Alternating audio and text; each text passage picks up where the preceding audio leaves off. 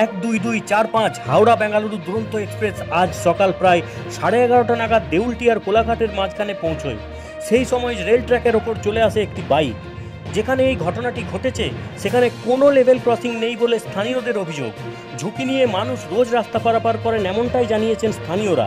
স্থানীয়দের অভিযোগ, আজকে ওই বাইকটি রেল লাইন পার হতে গেলে আচমকা চলে আসে হাওড়া বেঙ্গালুরু দুরন্ত এক্সপ্রেস।